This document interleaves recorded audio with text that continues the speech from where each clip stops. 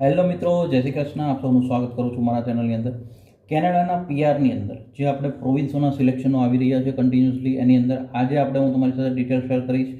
મેનિટોબા પ્રોવિન્સની અંદર 20 સિલેક્શનો આવ્યા છે, જેની અંદર આપણે પહેલાં વાત કરીએ પ્રમાણે 3 પ્રોવિન્સો એક્ટિવ થયા છે, જેની અંદર ઓન્ટારિયો સિલેક્શન મોકલ્યા છે, બ્રિટિશ કોલંબિયા બી સિલેક્શનો મોકલ્યા છે અને મેનિટોબાએ 2 નવા ડ્રો રિલીઝ કર્યા છે અને 2 નવા ડ્રો દ્વારા કેન્ડિડેટ્સને સિલેક્શનો મોકલ્યા છે, જેની આજે આપણે ડિટેલની અંદર ચર્ચા કરીએ.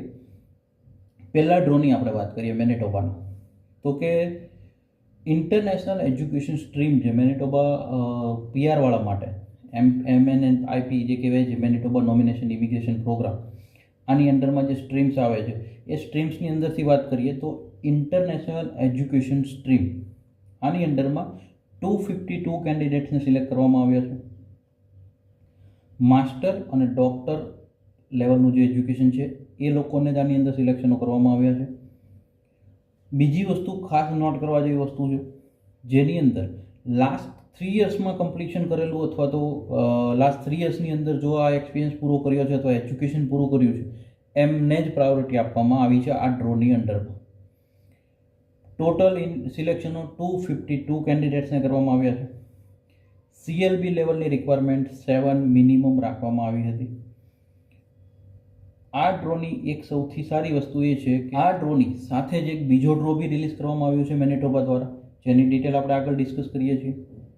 મેનિટોબા દ્વારા જે બીજો ડ્રો રિલીઝ થયો હતો એની આપણે વાત કરીએ, જેની અંદર સ્કિલ વર્કર ઓવરસીઝ સ્ટ્રીમની અંડરમાં પહેલો જે ડ્રો થયો એ ઇન્ટરનેશનલ એજ્યુકેશન સ્ટ્રીમ, એટલે કે જે ઇન્ટરનેશનલ સ્ટુડન્ટો લાસ્ટ 3 યર્સની અંદર ડૉક્ટર માસ્ટર લેવલ એજ્યુકેશન પૂરું કરવા આવ્યા હતા એ લોકોના સિલેક્શનો હતા.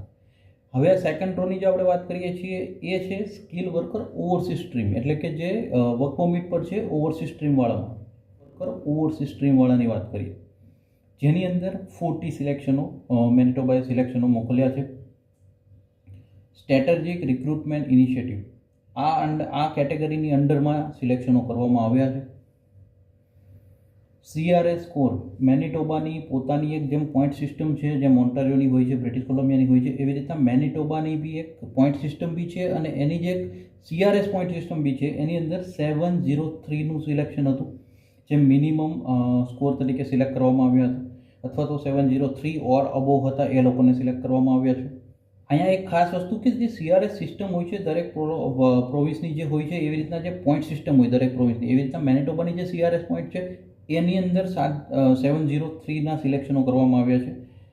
સાથે એક સારી વસ્તુ ખાસ નોટ કહું, જે 252 ફર્સ્ટ ડ્રોની અંદર, 40 સિલેક્શનો સેકન્ડ ડ્રોની અંદર, ટોટલ સિલેક્શનો 292 સિલેક્શન કરવામાં આવ્યા હતા, જેની અંદર હું તમને ખાસ વાત કરું 37 એવી પ્રોફાઇલ હતી જેમને પોતાની એક્સપ્રેસ એન્ટ્રી પ્રોફાઇલને વેલિડ રાખેલી હતી.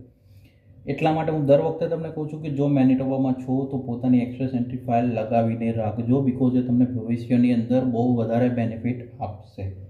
જો માહિતી સારી લાગી એક લાઇક કરી દેજો, મેક્સિમમ લોકો સુધી શેર કરવાનું ના ભૂલતા. Spread education, support education. Thank you so much. જય હિન્દ, જય ભારત.